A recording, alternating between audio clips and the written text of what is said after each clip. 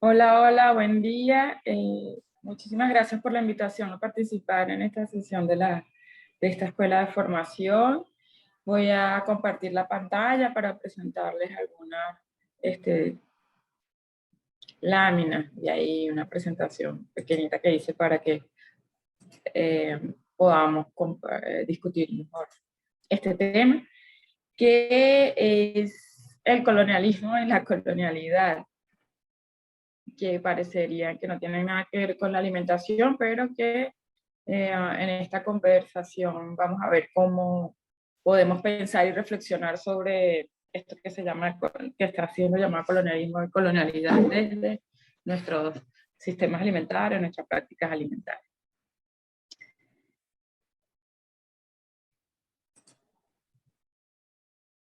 Entonces, primero yo quería traer aquí algunas definiciones de lo que han presentado y discutido varios autores bueno, que tienen trabajo en este tema del colonialismo y la colonialidad, que nos lleva a pensar siempre en todas esas imágenes que vemos desde la escuela y en cada conmemoración de nuestras fechas patrias, bueno, vinculadas a la independencia de Venezuela y todo lo que fue la lucha contra el imperio español, y que eh, según todos estos intelectuales, estos pensadores, el colonialismo entonces es una relación de dominación directa, política, social y cultural de los europeos sobre eh, los pueblos que fueron conquistados en todos los continentes. En nuestro caso, que lo tenemos así bien presente en nuestra memoria, en nuestras discusiones, fue el Imperio Español, ¿no? Sin embargo, también tenemos todo un debate de cómo ese Imperio Español fue sustituido por el Imperio de los Estados Unidos, ¿no? Y vamos a ver cómo eso,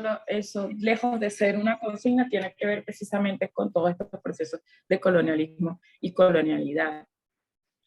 Entonces, así, este colonialismo significó todo un entramado institucional, político, jurídico y militar que garantizaba este sometimiento de todos estos territorios que fueron colonizados y de todas estas sociedades que fueron colonizadas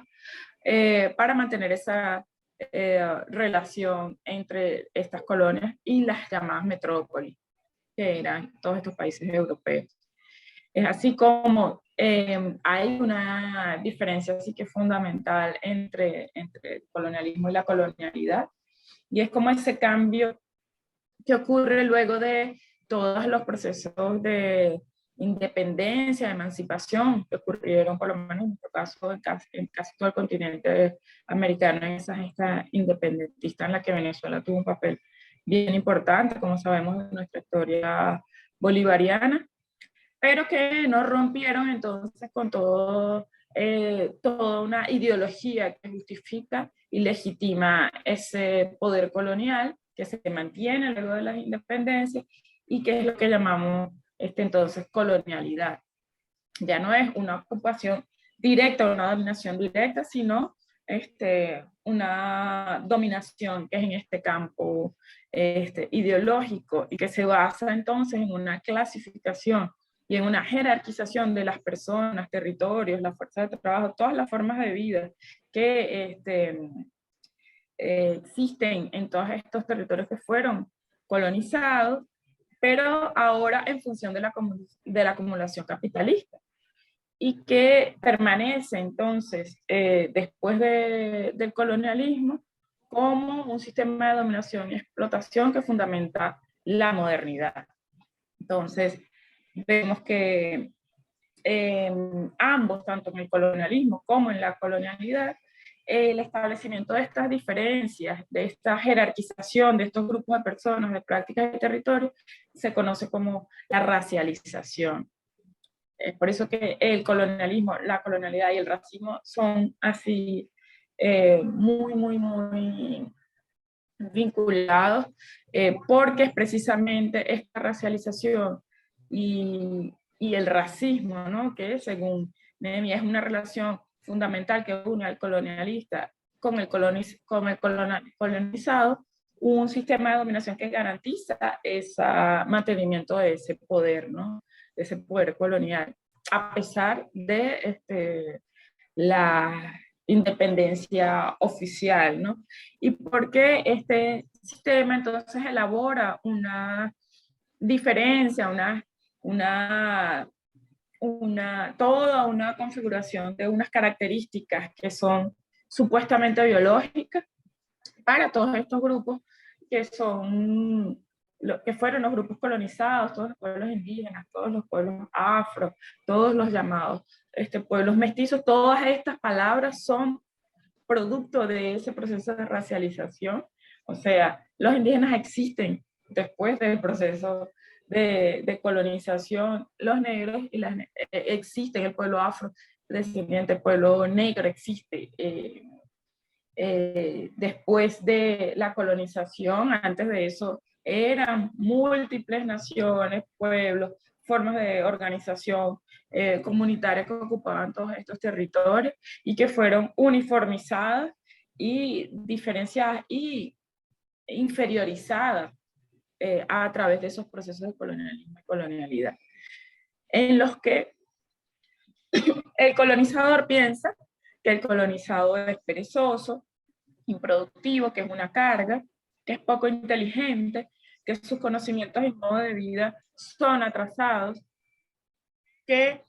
además son grupos que pueden vivir con pocas necesidades y por eso pueden ser súper explotados, tanto ellos como las tierras, como los territorios. Y toda esa argumentación es la que legitima entonces esos procesos de acumulación de riqueza basados en esa discriminación y en ese control de todos esos grupos colonizados. Entonces, pensando así, ¿cómo podemos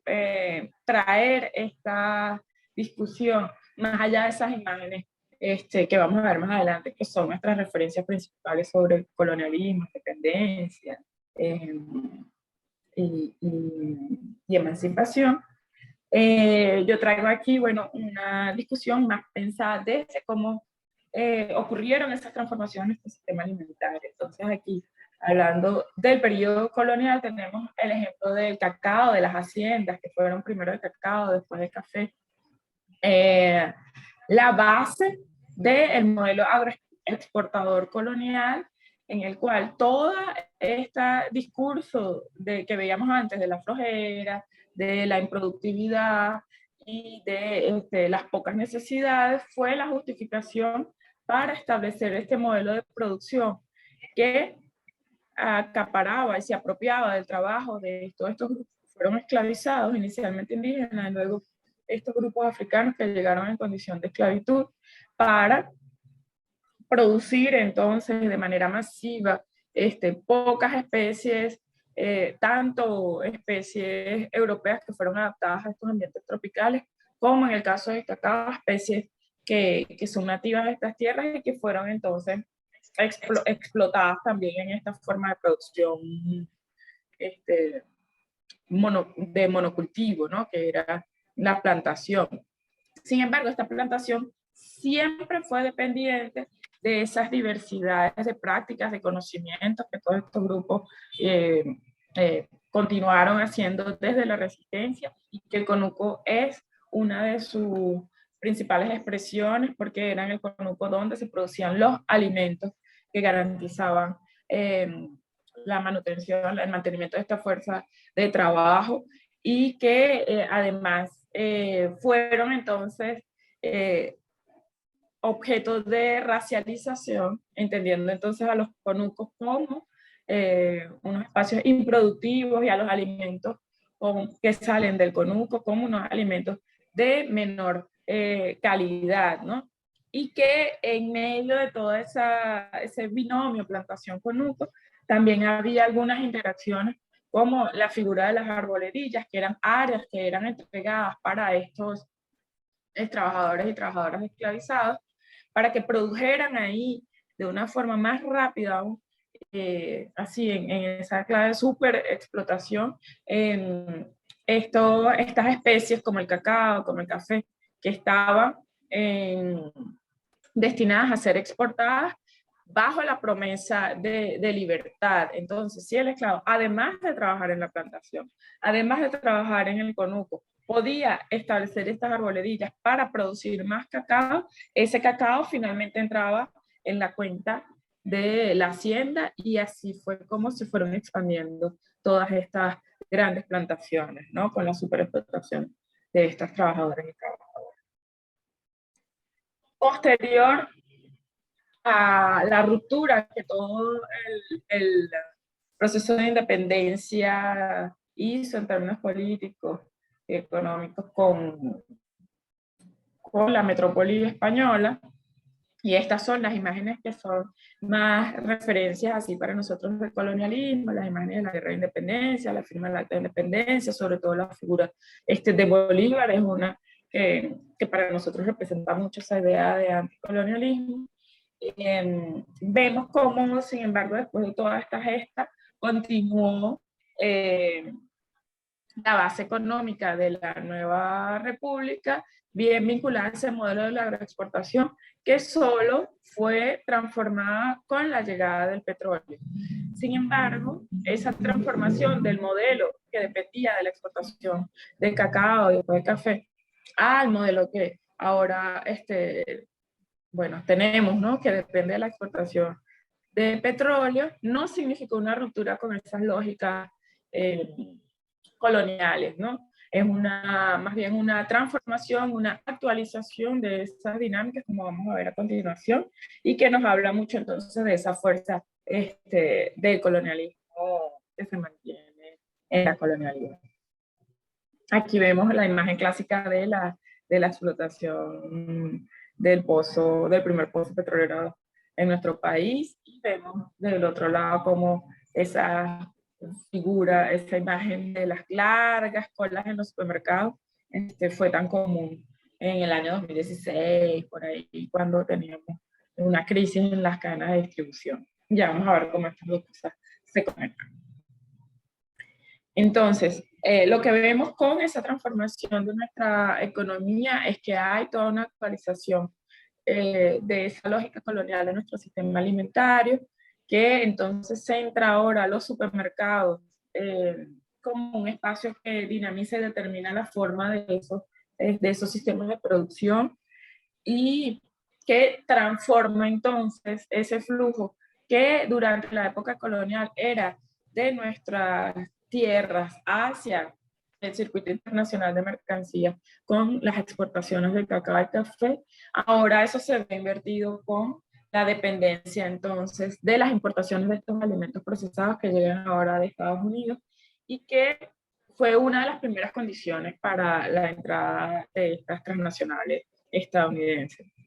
¿no? La firma de un tratado de libre comercio para traer estos alimentos procesados que eran distribuidos tanto en las cadenas de supermercados, que fueron una copia fiel de los supermercados norteamericanos,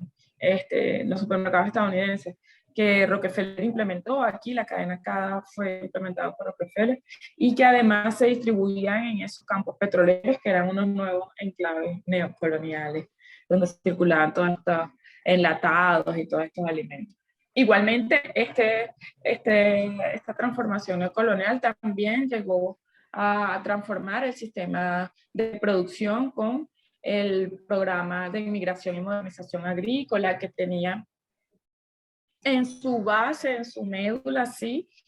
toda esta ideología colonial. Cuando vemos, por ejemplo, aquí en las palabras de Alberto Adriani, que era ministro de Agricultura, que todo este programa de inmigración y modernización agrícola tenía como objetivo ayudar a Venezuela a modernizar y a diversificar su agricultura, a desarrollar nuevas industrias y a contribuir con el mejoramiento de su raza y la elevación de su cultura. Entonces vemos como todo este imaginario de la racialización, bastante así claro, era lo que sustentaba entonces estas transformaciones supuestamente enunciadas como progreso, como desarrollo. Entonces, en el ámbito del consumo, esta firma, este tratado de reciprocidad comercial con Estados Unidos significó la llegada de los supermercados y de todos esos alimentos procesados que venían de Estados Unidos, como la leche en polvo, los enlatados, las bebidas gaseosas, todos esos paquetes que circulaban entonces como alimentos ligados al progreso, alimentos modernos, alimentos que hablaban entonces de esa supuesta ascensión social y que eran consumidos principalmente por las clases medias en las ciudades y por los trabajadores de la empresa petrolera, y que dejaban entonces por fuera a toda una población que estuvo al margen de todo este proceso de acumulación de capital, que entonces idealizaba el consumo de estos rubros como un elemento de acceder a ese discurso del progreso, ¿no? Y en el ámbito de la producción vemos como el establecimiento de estos enclaves de colonias agrícolas, llamadas así colonias agrícolas, son referentes entonces a esa agricultura moderna, tecnificada, la agricultura que es productiva y que se opone entonces, como fue en su momento la hacienda, a todas esas prácticas originarias ligadas al conuco, ¿no? Pero que depende entonces de toda esta serie de elementos que son importados, la mecanización, semillas, agrotóxicos, y que además generan un impacto en la salud de los ecosistemas y de las personas que trabajan en él. Viendo entonces ya más de manera un poco más clara cómo ese consumo, esa producción, tienen una huella muy, muy grande, ¿no? Que marca esa colonialidad de nuestro territorio, de nuestro cuerpo. Aquí presento dos gráficos de torta. Uno es el del consumo,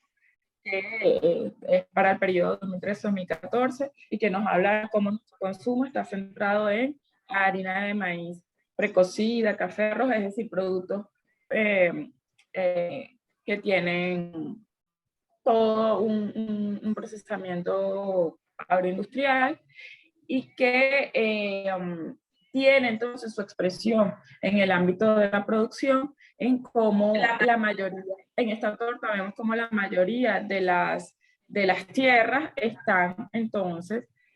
cultivadas con estos monocultivos que vemos aquí en azul, que es el maíz, que se destina para el procesamiento de la harina de maíz precocida,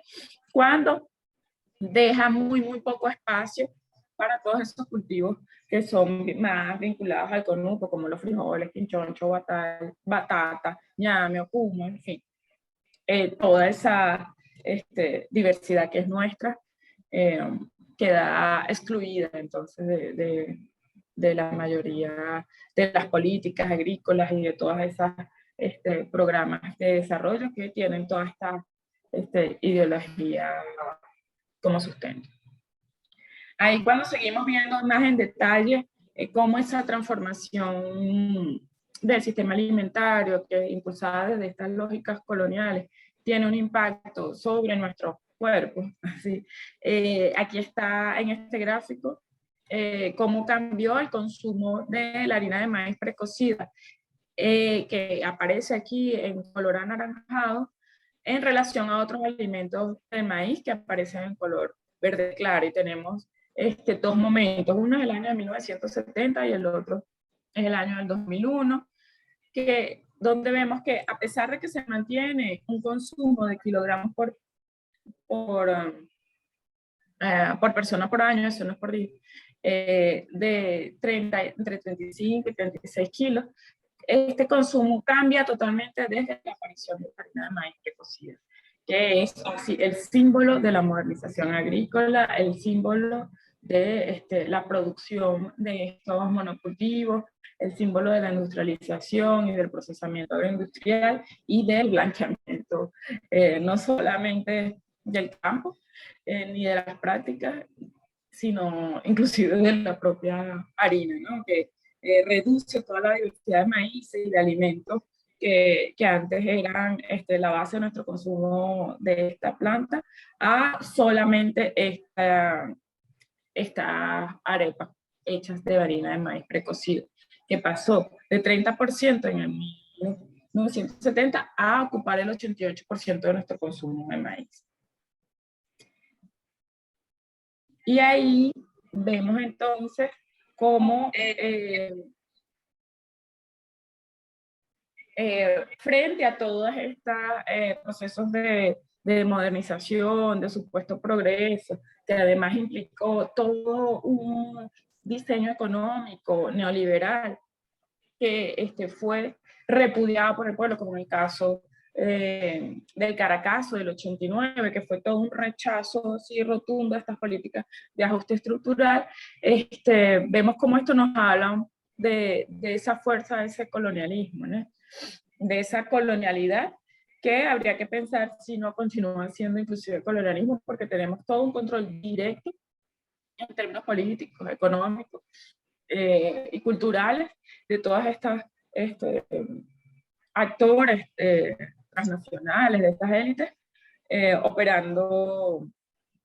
de manera muy, muy fuerte sobre no solo nuestro sistema alimentario, sino sobre todo nuestra población, toda nuestro país, ¿no? Entonces, frente a todo ese modelo, desde el año 99, con el proceso bolivariano, se inician todos unos esfuerzos para hacer una ruptura con estas dependencias coloniales. Tenemos el reconocimiento de la seguridad alimentaria y del desarrollo agrario sustentable como derechos en nuestra Constitución, y a partir de ahí se articulan una serie de leyes, programas y políticas que tienen que ver con el rescate de tierras, con la producción de semillas, la transición hacia la agroecología, como vemos ahí en la presentación, con la producción de insumos biológicos, la producción de semillas, todo lo que fue la creación de políticas de financiamiento para campesinos, los programas de alimentación escolar y los esfuerzos del Instituto Nacional de Nutrición, para transformar entonces esos hábitos de consumo. Sin embargo, esas políticas lo que hicieron fue reforzar ese modelo colonial, y esto nos da un poco señal de la fuerza que tiene esa colonialidad. Vemos que entonces en el caso de la producción se reforzaron entonces todos esos procesos de dependencia de estos paquetes tecnológicos que son importados, que además son muy contaminantes, con el uso de agrotóxicos, semillas importadas, de fertilizantes químicos, y que en el caso de consumo, como vimos con todo lo que fue el desarrollo del mercado, que si amplió el acceso a las poblaciones más vulnerables de alimentos a precios verdaderamente accesibles, también amplió la distribución y la importación de estos alimentos que son distribuidos entonces estos canales masivos de estos alimentos procesados, ¿no? Que significaron entonces toda una ampliación de todas esas enfermedades, digamos, de alimentación como obesidad y otras. Entonces, a pesar de todos esos esfuerzos, lo que vemos es que hay como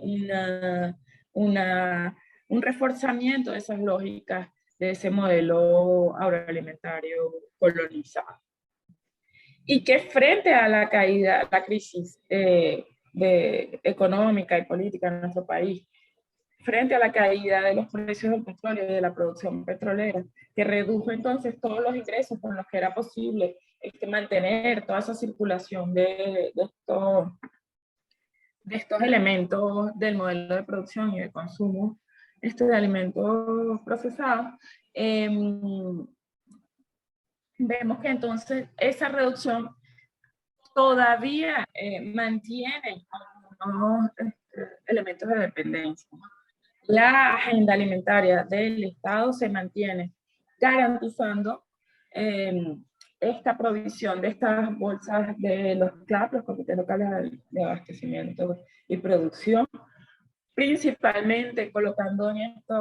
estas bolsas alimentos importados o alimentos producidos por la agroindustria, y no incorporan en la misma dimensión todos los alimentos producidos por el Conuco. Vemos cómo todo el sector privado también reactualizó todos sus circuitos de distribución e importación de alimentos procesados, ahora muchísimo más elitizados en todas estas cadenas de bodegones, y vemos cómo también, sobre todo actúan entonces las agencias laterales con todos esos programas de ayuda humanitaria que lo que hablan es de una incapacidad o improductividad de nuestras formas tradicionales de agricultura para garantizar nuestro derecho a la alimentación. Entonces, todos estos son elementos que reactualizan esas prácticas coloniales y que frente a ellos siempre tenemos entonces esas resistencias. Aquí tenemos algunas imágenes de las jornadas de distribución del Plan Pueblo a Pueblo en San Agustín, en las escuelas, con la cooperativa Unión San Agustín Convive, que así toma a la agricultura campesina y a toda la potencia de la agricultura campesina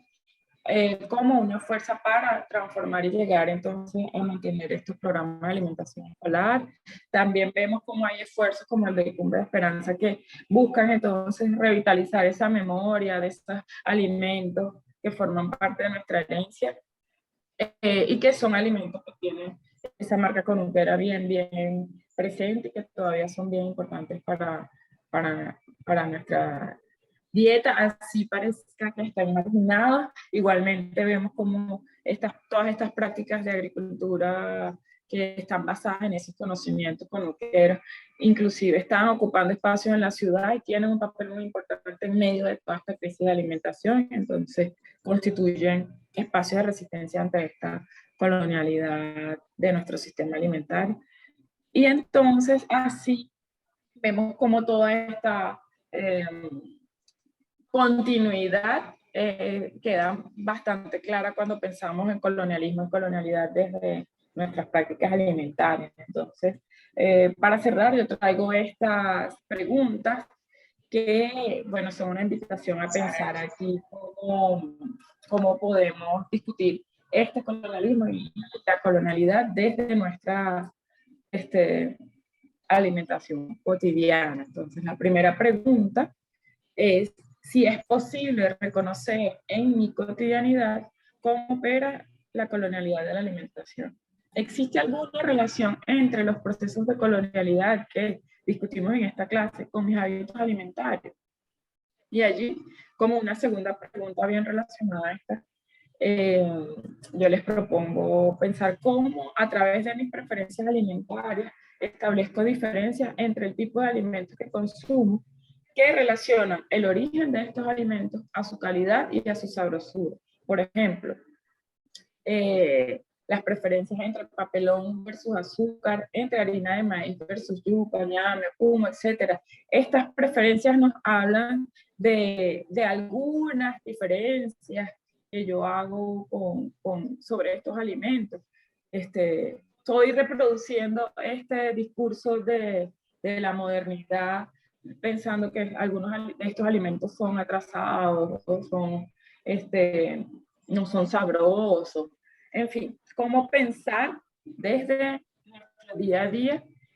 la fuerza de estos procesos de colonialidad que no están muy distantes, ni están ahí en los libros de historia con esas gestas independentistas que son bien importantes, pero que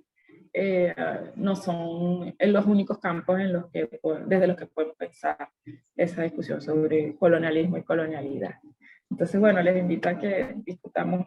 un poquito de estas preguntas y desde otras que ustedes quieran proponer, por supuesto. Y bueno, muchísimas gracias por la invitación. Un gran abrazo y espero que sea presencial en algún momento. Chao.